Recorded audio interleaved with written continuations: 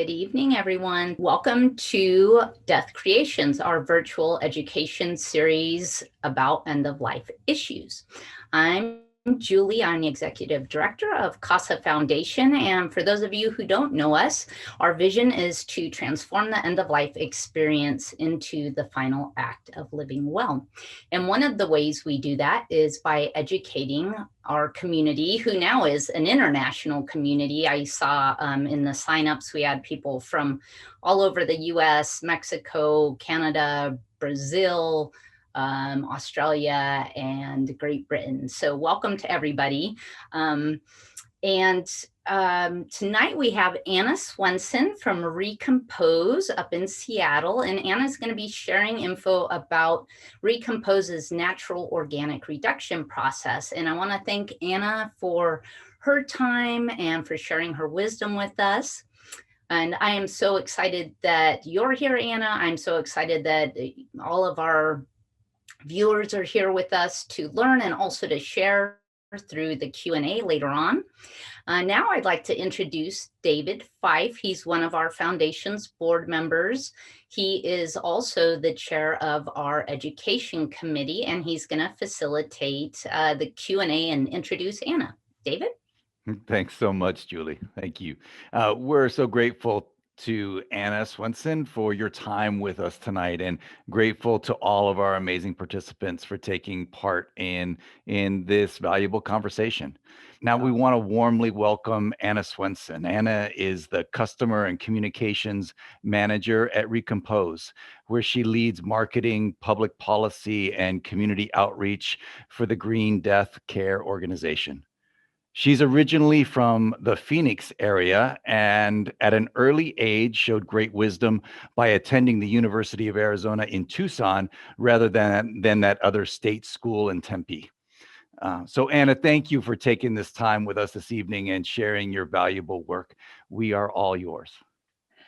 Thank you, David, for that introduction. And yes, I'm a second generation Wildcat, so there wasn't really any other choice for me. Thanks everyone for being here tonight. I'm just going to start my presentation here. Okay, everyone can see that? Julie and David look good? Great. Well, thank you everyone for being here and for that introduction. My title changed actually last week. So I'm the outreach manager now, but it's the same. I'm out here in the community telling everyone about what Recompose does. And I'm excited to explain to all of you what we're up to and our vision for bringing it to Arizona and the rest of the world. So today I'm going to talk about the science, which everyone is always very interested to learn about how humans are transformed into soil and the safety. I'm also going to talk about why you would want to do this, the impact, the environmental impact, a little bit about what it means to the folks who choose this. I saw in the chat that we have some folks who are already pre-Compose members. Thank you. Hello, Roseanne, and thank you to everyone who's already joined us. And then I'm also going to talk about what the process is of choosing Recompose and if you want to pick us as your end-of-life option. So you can reach me at, that's my email, anna@recompose.life. We're also pretty easy to find on the internet. There's a lot of information at recompose.life. Joining our newsletter is a great way to hear about what we're up to. And we're on social media at Recompose Life, and probably some of you heard about this on our social media. A little bit about me. As you already know, I went to U of A, and I worked in PR agencies for startups, tech startups for a while. And I came to Recompose because I was really looking for a more mission-focused way to give back to the earth. And I'm lucky that I found that, and it's a really amazing organization. And our founder, Katrina, says it's an honor to do this work. And I'm sure those of you who have experience in hospice can relate to that idea. It really is meaningful and special to be involved in people's end-of-life choices. Our founder and CEO, Katrina Spade, sometimes talks about how death is as special in its own way as birth. And it's not talked about in the same way in culture. So that's something that we try to do, is invite people to feel however you feel about death. But if it is not necessarily all lilies and, drapery, then that's okay too. So our process, as David mentioned, is called natural organic reduction, or NOR, and I'm going to explain to you what it is and why it is important. So if we start right at the top of this cycle here at the pile of wood chips, how the recompose process works is we place each body into a cradle, as you can see there on sort of the next round of the clock. We place each body into the vessel that you see, that honeycomb structure, with plant material, wood chips, alfalfa, and straw. And it's the microbes that naturally occur on and in our bodies and on that plant material that transforms the body into soil. Those microbes are on us right now. And it's those microbes that create heat of over 131 degrees Fahrenheit. The law here in Washington requires that heat to remain for at least 72 consecutive hours. And in our process, it remains that hot for much longer than that. And that over 30 days is what transforms from a body into the finished soil. You can see that little pile of soil, and the finished soil looks just like the soil amendment that you would get at a garden store. It is compost. It can be used as compost. We sometimes use the phrase human compost. That doesn't feel respectful for some folks. So, not everyone has to use it if that feels a little too garden-y for you, but some folks like it. Some folks like the idea that you can go back to your own garden or to a forest. You can see those trees where the soil would go. Folks who come to Recompose have the option to either bring the soil home or to donate it to our conservation forest at Bells Mountain. And you can see here that it is a true cycle. The soil can go on to nourish trees that can then become the wood chips, and it is a true returning to the earth. So that's the basics of how the process works. And just to be clear, from the time that a body comes into our care to the time then the soil is ready is between 6 and 8 weeks. It's 30 days in the vessel. And then once the soil is removed from the vessel, we screen for non-organics such as hemp implants or tooth fillings, that kind of thing. It then cures or dries for another 2 to 4 weeks, depending on the weather and the time of year. And then between the 6 and 8 weeks from when the body comes to us is when the family could either donate it or pick it up right now here in Seattle. So that's an overview of the process. I always like to mention that the transformation takes place on a molecular level. So the components that were your body are transforming into a different kind of organic material. So it's a way for the nutrients that are in your body to go back to the earth. So sometimes folks say to me, wouldn't this happen on the forest floor anyway? And yes, it's inspired by that process, but out there on the forest floor, it might not be getting the right temperature. It might not be getting the right oxygen. So we create that environment in the vessels where everything can transform as quickly as possible into dark, usable soil. And the microbes are the heat. Microbes create the heat. Sometimes people are like, well, what do you add? Like, what do you pour on there? What mushrooms do you put in there? It's all naturally occurring. It's already on there. So what's in the vessel is just the body, the wood chips, the alfalfa, the straw. And sometimes folks say to me, how do you know that it's safe? And we've actually done an extensive amount of scientific research. In 2018, we did a study with Dr. Lynn Carpenter-Boggs at Washington State University, and that's where we were able to prove that at the end of the 6 to 8 week process, the pharmaceuticals that were in the body are reduced. That's what it means when it transforms on a molecular level. It's no longer a pharmaceutical because the bonds have broken down because of the heat. And that's also what happens to pathogens. People who have died from COVID can come to Recompose because the heat will kill that virus. There are a few rare conditions that disqualify a person from undergoing natural organic reduction. One of them is Ebola. One of them is Creutzfeldt-Jakob disease or prion diseases. There's just not quite enough evidence that those are destroyed by this process. So if you have Ebola or a prion disease, you have to be cremated. And also there's some types of radiation seed treatment where you wouldn't qualify for this within a certain time frame, but we always communicate with families if that might be a concern for that person. And it results in dark, rich soil. This is a rendering that our architects made of what we thought it would look like when we were building the greenhouse. So you can see this is here on the right side of your screen, that is a delivery of donated soil to our conservation forest at Bells Mountain. And the forest stewards at Bells Mountain are using that on a tree nursery to repair a clear-cut field. They're using it on riparian repair. There's a lot of great work that's being done. Bells Mountain is in southern Washington. It's about 40 minutes north of Portland. And we've heard some really beautiful things from people who have chosen that for their own person or for themselves. And it's a really beautiful place. And that's what I've chosen for myself. And sometimes I'm having a really rough day. I'm like, someday I'll just be out there in the forest, not a care in the world, just nourishing the trees. That brings me some comfort. And then you can see this little box here is what we give back to families. That's a person's soil. And you can have this, it's 64 ounces. So I know it's hard to see scale here, but it's sort of like a little hat box. And folks use this on scattering on a favorite hiking trail or in someone's garden. That's sort of like the equivalent of an urn that you would get back. So you can sort of have both. Some folks take all of their soil home. So it is based on what's meaningful to you and practical for your land and setup. So this is the vessel array, as we call it. As you can see, we have 10 vessels in our facility down in Kent, Washington. And this vessel system has been at capacity since we opened in late December. So there's good demand for this, which is great because it really is meaningful for people, and there's also the environmental impact. So you can see it looks pretty close to what we thought it would look like in our renderings. Here's another slide where I make sure I set everything. Oh, another thing that I wanted to mention is that Recompose does also offer a service, which we call a laying in.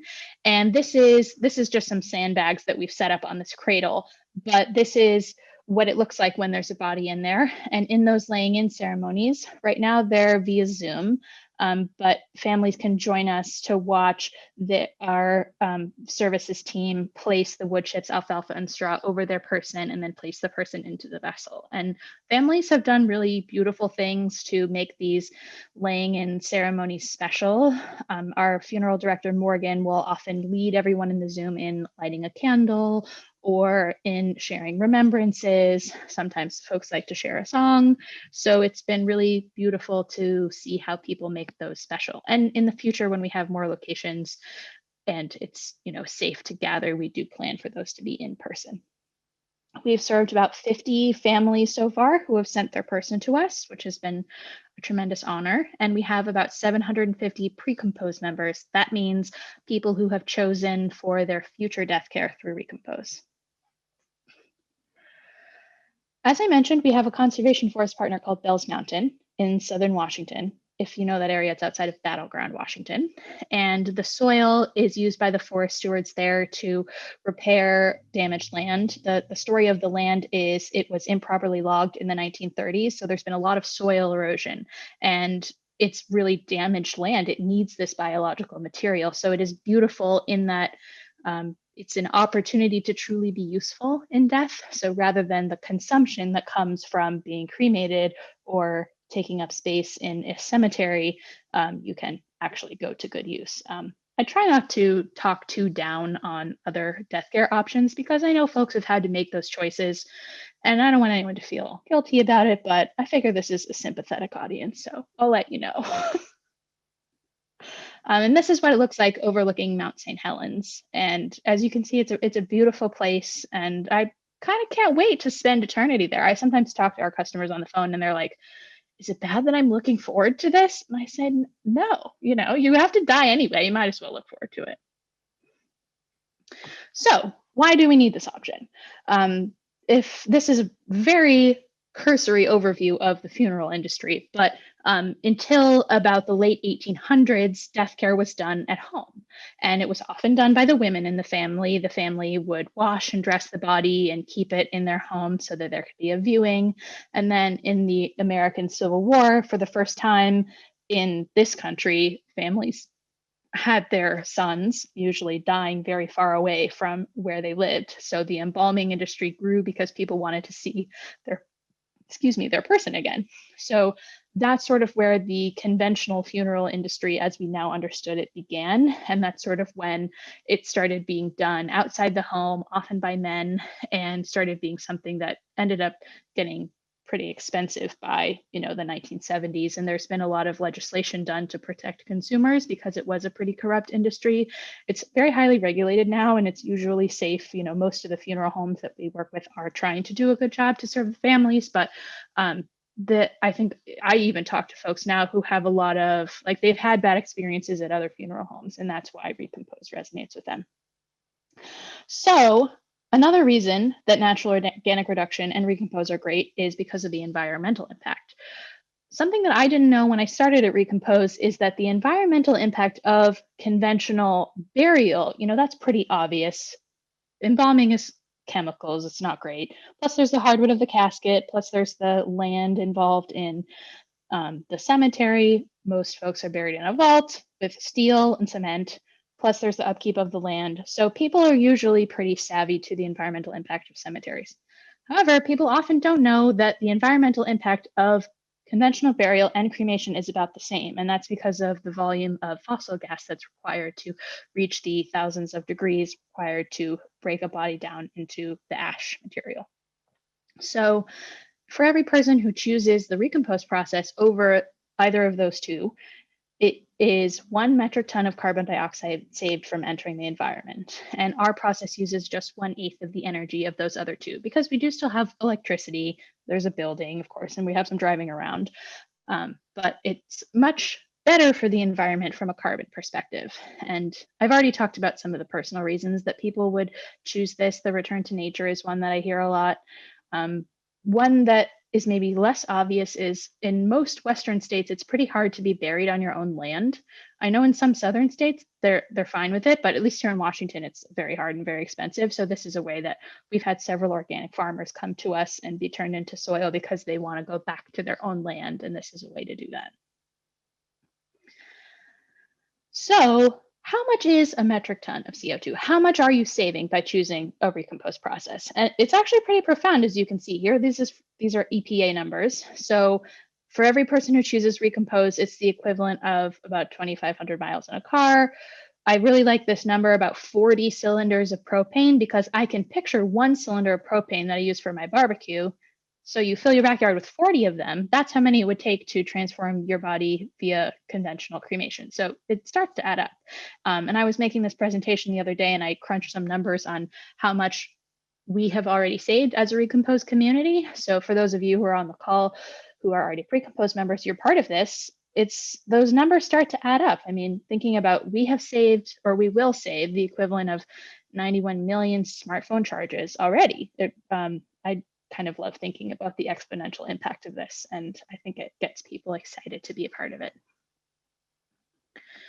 So we asked on Instagram, why would you choose this? Why would you want this? And it's really a range of reasons. As you can see here, people say kindness to the earth, being interred sustainably, a chance to give back, circle of life, a sigh of relief, to know the return home. These are just beautiful. And I love hearing about why people choose Recompose. And these are just a couple of reasons. Kind of everyone has their own reason, and that's another lovely thing about it. These are some feedback from our families who have sent their person to us. I love highlighting, what am I trying to say? I sometimes don't like to ask people, how was your mom's funeral? That doesn't feel like a good question. But as you can see, they've volunteered these things, that they've had a good time with Recompose. And this is really gratifying for me because, if you've just had your person die, you're not in a mood to tell everyone how great it was. So I'm really grateful to these folks who have shared it with us. So just a brief history of Recompose itself. People are often interested. The idea first came to be, this is our founder and CEO, Katrina Spade. This is her son, Kale, who is 15 now. And she talks about how she first had the idea when she was in the backyard with him when he was about this age. And she was thinking about, how wonderful it would be to know him when he was 40. And then she thought, wow, I'll be over 70 when he's 40. What is it going to be like then? And how am I going to continue to live in alignment with my values? And that's when she realized that she's a person who has always valued recycling and driving a fuel-efficient car and making conscious consumer choices, but there wasn't really a choice available for death care. And around this time, this is while she was getting her master's degree in architecture, she had a friend call her and say, you know, farmers have been composting livestock for many decades. It's well-established soil science. And that's what got Katrina thinking, what if I could do that for humans? So she's been working on this for almost 10 years now. And if you have been a fan of Recompose for a long time, you might have seen the previous iteration of the company, which was a nonprofit called the Urban Death Project. We did a Kickstarter that raised $91,000, and we have folks who are customers now who backed that Kickstarter, which is great how involved our community is. She also did a TED Talk that's over 1 million views. And if you go back and watch the TED Talk, you'll see that then she had the idea of doing a collective core where all of the bodies and the plant material would be together. And it just turned out that that was going to be really hard to build out and regulate. So that's why we switched over to the individual vessels that we have today. I already mentioned the pilot study. And then in spring 2019, this is a picture of Katrina and the Recompose community, along with Washington Governor Jay Inslee, signing the bill into law. So legalization was obviously huge. Another thing you might know if you've been a fan of us for a long time is we were going to open a 100 vessel facility that was going to be beautiful, light-filled, air-filled space. And like a lot of folks, 2020 threw us for a loop and we had to scale down. And we're proud that we still opened our 10 vessel facility, and we are planning a larger HQ sort of facility. Hopefully that will open in mid 2022 or something like that. We opened Recompose. As I mentioned, we did open the greenhouse. And then just this year, we've already had some great milestones.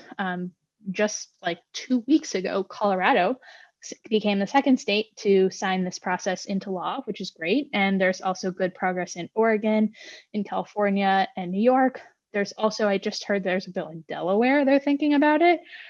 We have a great community of Recompose members. We're up to 14 employees. And we just announced last week, we are raising another funding round to open our next 3 locations, which will be Seattle, Colorado, and then probably California will be the third one.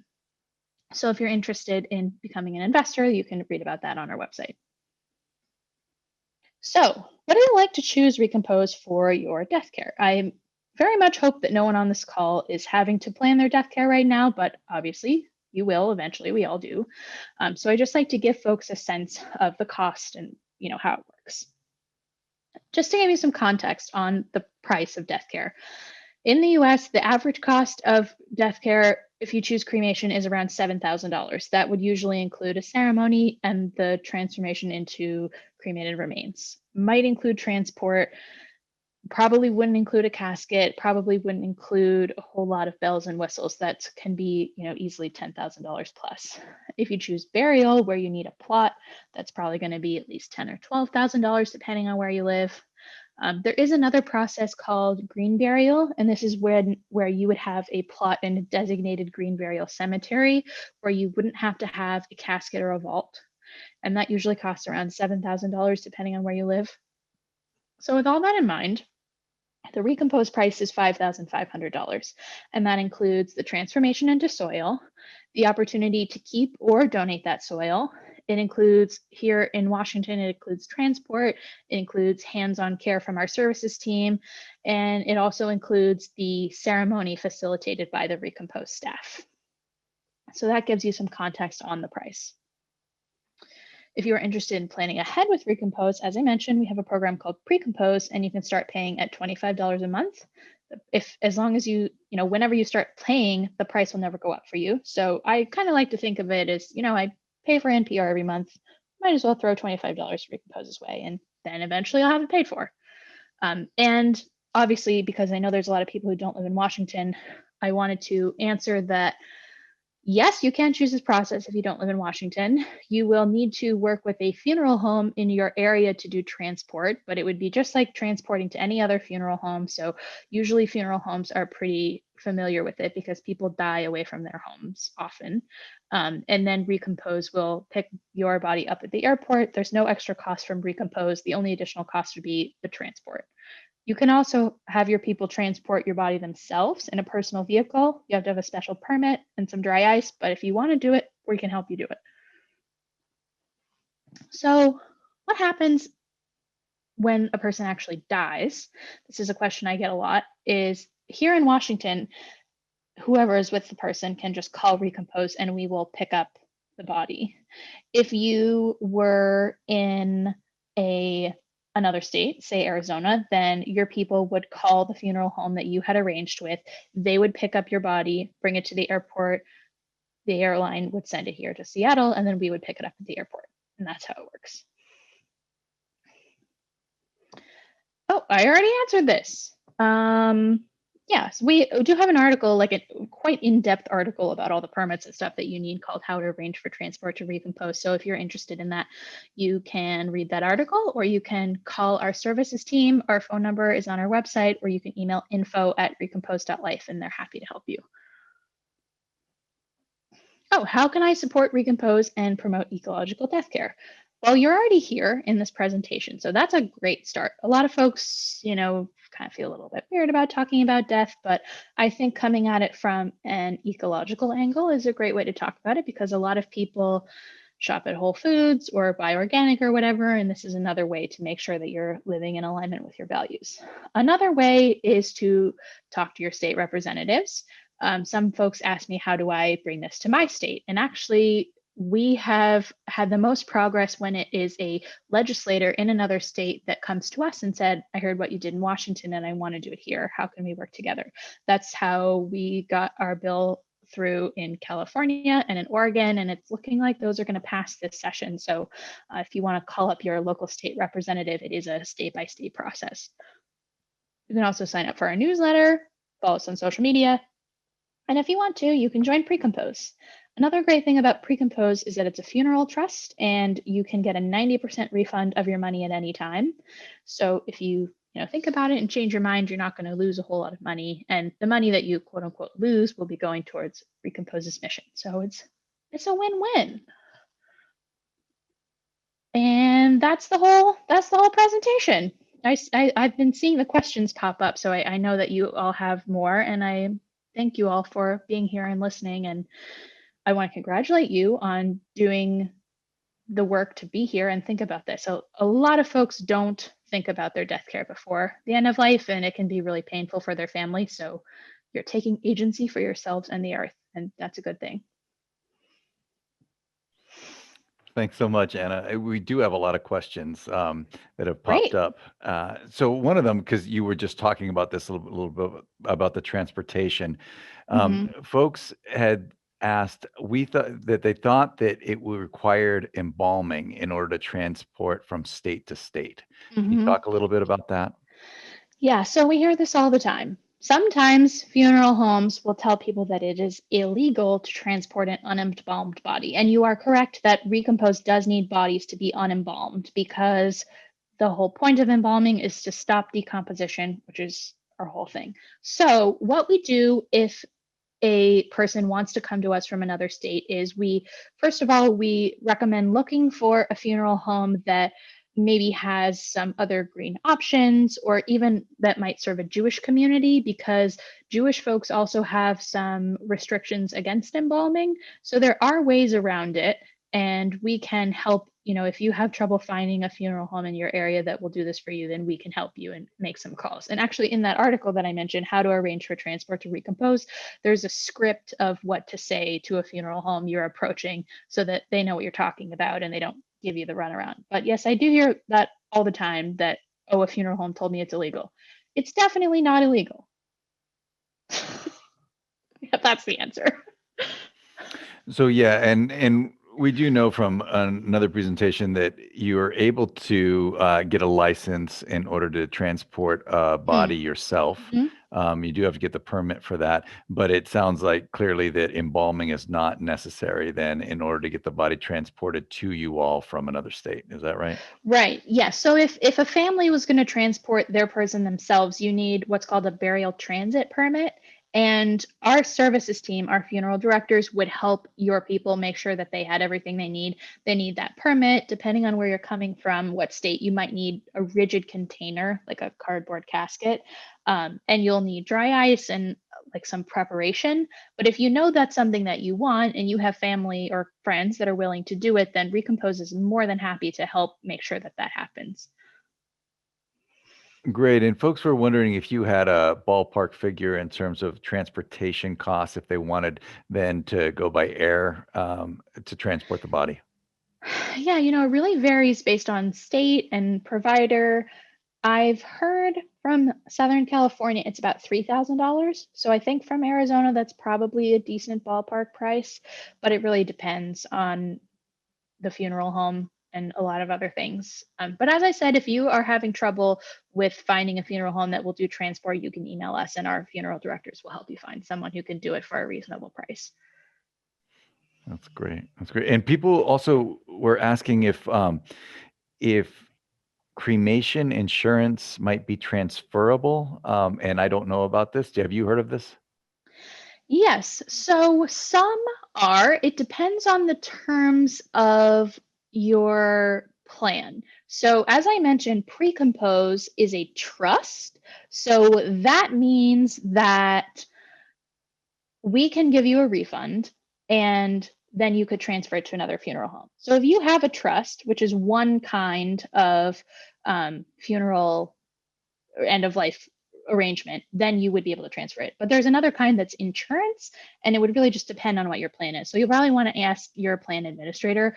But we have had some people transfer it, and the other funeral home will just cut us a check. So if they're willing to pay for us, we'll accept it. Great. Thank you.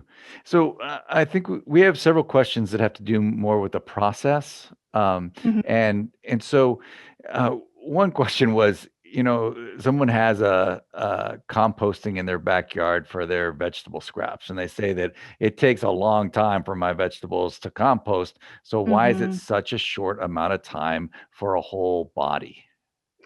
Yeah, it's a good question. I often have people ask about this too because you don't usually put meat and bones on your backyard compost. And the reason is that it is such a controlled environment in these vessels.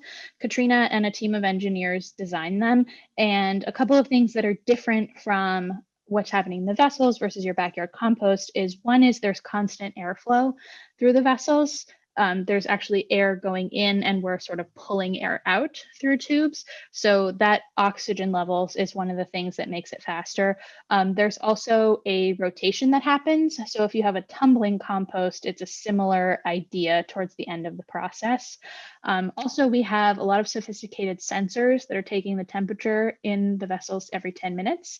And if anything is not looking right, then we adjust. There might be times when we need to add more plant material or more of a certain kind of plant material. So it's a combination of the airflow and the constant monitoring that makes it so that the transformation takes place so much more quickly than it would on a forest floor or in a conventional type of, backyard. And is water used at all in the process? Do you add water to the We process? don't add water. There's a lot of water in the alfalfa and in the plant material. I could see, I mean, here in Washington, we don't add water. I could see, if we came to Arizona and it was a much drier environment, there might be a context where we would need to add water. But, here in Washington, there's enough moisture that we haven't needed to yet. Well, if you could send some of that moisture down here, it hasn't rained for a long Yeah, I'll do time, what I can. so we'd appreciate it. But that was one of the questions too, so it is possible to have this process done in a dry desert climate as well? Yeah, well, we're planning to open in Colorado next year. So we're already planning, what's it going to look like at altitude, for example. Here we're very close to the ocean. So there are factors that will be different. And when we did our first soil study, that was at Washington State University, which is in Pullman in Eastern Washington, which is a much drier environment than here. So there are sort of levers that we work with our soil scientists of, okay, here's how it's looking. Here's how fast the temperature reached the threshold. What are we going to need to do to maintain those safe levels and make sure that at the end of the process when we do the testing that's going to be all safe and happen in a way that's supportive to the process and the family. Great. And people wanted to know what the composition of the shroud is that you would place over a Hmm. body. Yeah, so there is a shroud in the image that I showed you, but we actually don't put a shroud into the vessel. There might be a shroud used in the ceremony for the sensitivity of the family. Some families elect to have the face visible, some have the face covered, and then when we place the body into the vessel and close the vessel, we have removed the shroud. Okay, thanks. That's really helpful. And there's is there any material within the cradle or anything else that you add to it that would decompose as well, or is it just really the human body? Well, the wood chips, alfalfa, and straw do also transform. They decompose sort of, it looks like soil at the end. And we occasionally have families who will give us things like flowers from someone's garden, that kind of thing. But it's pretty simple mixture of the plant material and the body. And could you just go over again? I think people were a little confused because when you talked about the hat box Mm, of soil, how sure. much is actually at the end of the process? And that was just part of it, correct?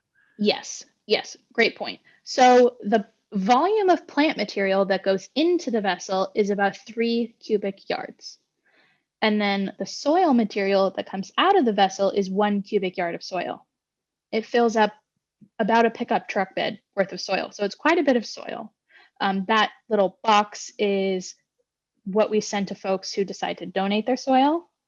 But we have folks do all sorts of different combinations. Some folks come bring a truck or a trailer to our facility and we give them all the soil and they take it home. Some folks want, a couple boxes, and some folks don't want any, and we donate all the soil. So whatever combination folks want, they can have up to that full volume of 1 cubic yard. Great, thanks so much. And somebody was asking if there's any plans for you to open up in Canada as well for this, make this available in Canada. Yes, we heard from the Bereavement Authority of Ontario, I think it's called, that they were thinking about introducing this. So I think, the guidelines that I've given apply there too. Get in touch with your local representatives and let them know this is something you want. And our vision is to be everywhere there are people who want this eventually. Great. And can you speak one of the participants asked about the difference between aquamation and natural Mm. organic reduction. Can you talk about that a little bit? Sure, good question. For anyone who doesn't know, aquamation, also called alkaline hydrolysis, is sometimes called water cremation, and that's a process where it takes place in a machine that looks more like a crematory retort. I don't Probably you folks haven't seen it, but it's like as big as a closet. It's big, and the body is placed in there with water and some sulfates, and over about 3 hours, the body is transformed into a sort of sandy material. And alkaline hydrolysis is good because it has a lower cost than Recompose. It's just a disposition option, meaning it's just the transformation of the body. It's not a ceremony or anything like that. Here in Washington, it costs around $3,000. And it also has an environmental benefit of only using 1/8 the energy of conventional burial or cremation. It is legal in something like 15 states now. I don't know if it's legal in Arizona. I've never heard of anyone getting it there. But there's one in Oregon and there's one here in Washington. So it can be a good option for folks who maybe they don't want a ceremony, but they like the environmental aspect. That can be a good option for folks. Great. And if you are operating at capacity, do you have a way of storing bodies until they would be able to utilize those facilities, or do people then have to come up with other options? Yep, we do have a storage, and we have quite a bit of storage. So right now, because we're at capacity, there is a several week wait between when a body comes to us and when it's placed into the vessel. And we always are very clear about communicating that with families. Usually they're fine with that. But we have had folks say, you know what, I don't really want to wait that long. I'm going to choose something else. And that's totally fine. Whatever is right for the family. And if someone's an organ donor, does Mhm. are they still able to take advantage of this? Yes. So organ donation kind of takes place on like the medical side of death care. So if you wanted to be an organ donor and you died in a care home or a hospital, then the transplant team at the hospital would take your organs and make sure that they reach the right authorities, and then Recompose would pick up your body. Or if you died at home, sometimes you might be taken to a transplant center, but that all happens before Recompose takes care of the body. Would that also be true for things like science care that uses bodies for scientific purposes as well? Yeah, so I often have folks say I want to donate my body to a medical school or similar, and I want to choose Recompose. And unfortunately, right now, you kind of have to choose one or the other. And the reason for that is that bodies that are donated to medical schools are embalmed so that they can be used for many weeks. And we can't accept bodies that have been embalmed. So unfortunately, you do have to choose between those right now. If you were involved in some sort of program where they didn't embalm your body, then we could accept it. But usually, folks in that context, they're embalmed so that there is a longer time period during which they can study the body. So is there potential then for partnerships with Recompose with other traditional funeral homes as well to make this more available so that it's a more of a natural process for folks to be able to utilize that themselves when they go to a funeral home? Yeah, well, Recompose is itself a funeral home. So we sort of operate like, right next to a conventional funeral home with just another option. I could see, as we expand to other states, if there was a funeral home that wanted to install a vessel system, then that might be something that we would work with them on. But right now, our next 3 locations, we're planning for it to be Recompose, owned and operated as our own funeral home. People are really interested in this. I mean, there's tons of questions. I have a I hard see time keeping up 51 here. questions. Wow. I know, I know. We're trying to get through it, but somebody is wondering if there are internship possibilities with Recompose. Yes, we actually have 3 interns right now working in the greenhouse. So the best way to hear about that is you can go to our website and there's a job section. There's none up there right now, but you can also sign up for our newsletter. There's a link for that on our the menu of the website, and we send that out every time there's new job openings. It's also on our social media. You know, look for us and you'll see it. But I don't think that we have any interns. I don't know that we're hiring any interns until the fall, at least, probably. That's great. And then is it possible for people to visit your site to learn more about it there as Mhm. I don't know if you give tours or if that's a Yeah, so possibility? at our current facility, the greenhouse that I showed you pictures of with the 10 vessel facility is not open to the public. It's not really coded or zoned for that. However, we just signed a lease on our next location, which will be opening here in Seattle spring of 2022, and that one will be open to the public and we will be able to have tours. Great. I haven't been able to trip you up yet. I mean, you have an answer for every single one of them. That's pretty good. Yeah, I'm don't try too hard. So another question is what's been the reaction, generally speaking, from the funeral home industry? Have they been open to this innovative approach, or have there been negative reactions to it? Yeah, overwhelmingly people in the general world and funeral homes have been curious. And one thing that I will say about funeral homes and funeral directors is they want to do what's best for the family. So if a family comes to them and says this is what I want, then they give us a call and say I've never heard of this. Is this real? Like, can we send this body to you? Will you help us? And we say yes, it's real and it's legitimate and we would be happy to help you.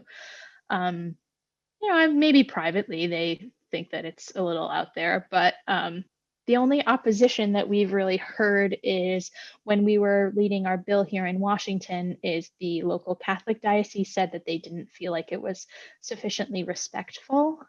And our response to that is this is just an option. We're not forcing anyone to choose this, and we want there to be other options out there for people who want to choose other options. So I fully respect that this isn't for everyone. It's just an additional choice that people should have access to if they want it. Are there any weight limits, body mass limits? No, there are not. And we actually have a vessel that has a larger volume if there was a person that needed that. The person who asked this question might be aware that the conventional funeral industry is not very size inclusive, and there are often upcharges over a certain number of pounds, which I think is a despicable practice, and we don't do that. And we accept anyone. Great. Thank you. Can you talk a little bit more? I know that you mentioned it in your presentation, but people still had questions. So if there are metal joints or other things, fillings, things like that, what happens to those? And then if when they're left over, are those returned to the family if they want them? What are those kind of options as well? Mhm. Yeah, so how that works is the body is in the vessel for 30 days and it transforms into soil. And then our staff removes the soil from the vessel and it undergoes that curing and screening process. So that's when we would filter out any hip implants, we call them non-organics, anything that's not soil, anything that we wouldn't want to go back into the environment. That's when we take that out. And we can give them back to families if they want them, or we recycle them. Sometimes folks want to donate their hips and joints. And here in the US, you can't really reuse them. Some other countries reuse them, or sometimes you can recycle the metal or plastic components. So that's the deal with non-organics. Great. Now, folks are very interested in making this more available in other states and other Mhm. countries as well. And one of the questions is if you have a packet of information that can help people get, the start on talking to their legislatures. Yeah, so I would love to. The challenge is that cemetery and funeral law is highly regulated and it's different in every state. So it's not really something that we can like hand this to someone and say, look at this and this and this and this statute because it's going to be different. And there's also the risk of like we had an incident where, not an incident, in Hawaii, there was a lawmaker who didn't really know what they were doing and it ended up with a whole lot of restrictions and now we can't perform this process there until 2050. So if you want to bring this process to your state, the best things to do are to talk to your friends and family, make sure that there's a lot of people who know that you want this and why you're excited about it. And that demand is hugely important for when you go to your local legislator and say, I want this. Can you please bring a bill on this? And we actually saw this happen in Oregon. We had someone who went to their local lawmaker and said, I have all of these friends who want this. Can you please introduce a bill? And then when it came time for that bill to be introduced to the Oregon House of Representatives, we had over 80 people send in letters that said that they wanted this. So those are the first two steps. I know that's boring, but trust that we will get everywhere eventually. And at the point where your state representative contacts us and says, I have all these people who won't leave me alone. Can you please help me write this law? Then Recompose can be involved and make sure that it gets done right. Yeah, that's the answer. No, but I think you make a very good point is that so often we think that change comes from the top down when that's the exception to it, is that really it comes from people asking and advocating and talking about and collaborating. And once there's enough of a groundswell, then people start paying attention.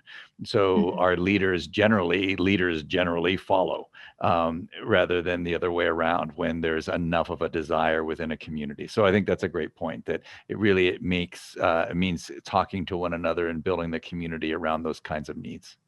Yeah. Um, And I'm sure that there are organizations in Arizona that are working on like I'm pretty sure that there's a green funeral option in Arizona that I've heard some folks thinking about. So there is community there if you want to get involved. And there's other great national organizations like the National Home Funeral Alliance are good friends of ours. There's a Green Burial Council that you can get involved in. So there are ways to get connected with folks, but yeah, it's actually really gratifying to see. And obviously, we're very excited. Thank you for your interest in bringing this to where you are. I love hearing like we had some folks who wrote in letters to their lawmakers in California, and they said, this is the first time that I've ever written in a letter about anything.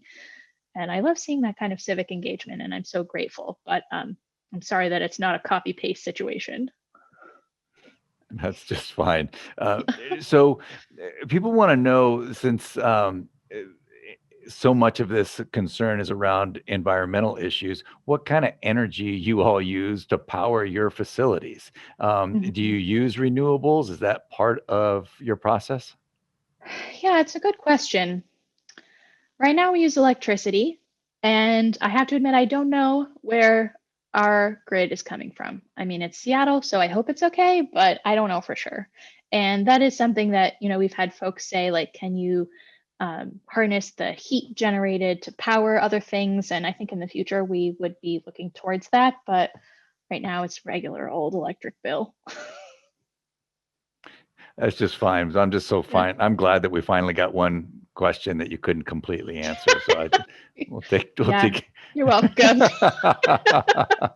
So for folks who undergo this process in Colorado, where will that soil be donated to or placed? Yeah, it's a great question. If you know anyone with a conservation forest in Colorado, send me an email. This was just legalized like 2 weeks ago, so we're still in the early stages, but we will definitely have a conservation forest partner where it can be donated. And we were even talking about, if we couldn't find a conservation forest, then we would buy land and make it a conservation set aside sort of piece of land. So that is part of our mission, and it's not going to be a situation where, oh, in Colorado we start selling the soil. It's actually illegal to do that in Colorado. It's in the statute. So it will go back to the land. Yeah, everything's a process in this way. So Mhm. the someone's interested in actually getting into the funeral industry Mm. in the field and wondering what type of degree do you need since you all are a funeral home, then maybe you had some guidance on that. Yeah, well, I have an English degree, so I don't know if that helps. There are a lot of ways to get into this, actually. Katrina's an architect, and we have some. Our soil scientist, Dr. Lynn Carpenter Boggs, she's a consultant. She's still a professor, so you could go the science route if you wanted to. We have 4 funeral directors on staff, and that's usually an associate's degree and then several years of training. So if you're interested in the death care part of things, you could go that way. But I think being genuinely interested and committed to our principles of environmentalism, and we also have company principles of anti-racism and feminist practices of equity and inclusion. So we hire people with tenacity and integrity, and forgive them for having English degrees, I guess. That's great. So, are you able to obviously faith traditions are very important to individuals and families, and respecting those traditions sometimes is paramount to folks. And are you able to accommodate different traditions? For instance, a 24-hour turnaround after a death in order to be able to place the body with, if they're in your area, I would imagine that's crucial. Yeah. So this is an interesting question, and if this person wants specifics, they can email us, and I will get our funeral directing team on this because they have specific training in this. I know that there are certain faith traditions that require burial within 24 hours, and I guess in this instance, it would be a question for the person and potentially their faith leader of what constitutes burial, because you never are really buried literally in this process.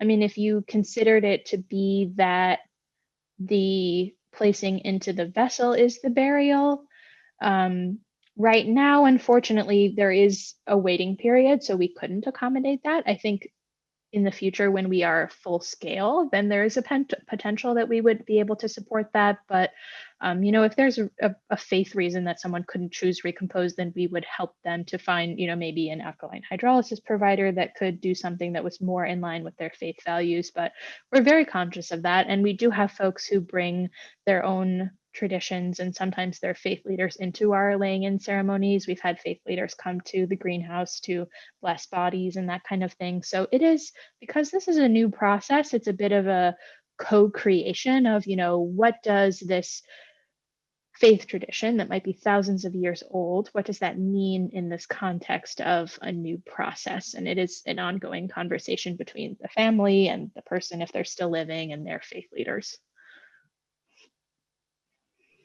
Thank you.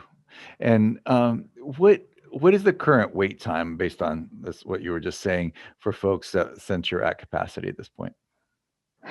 Yeah, so It would probably be between 3 and 4 weeks between when a body came to us and when they were placed in a vessel. And it like pains me to say that. I wish it was no days.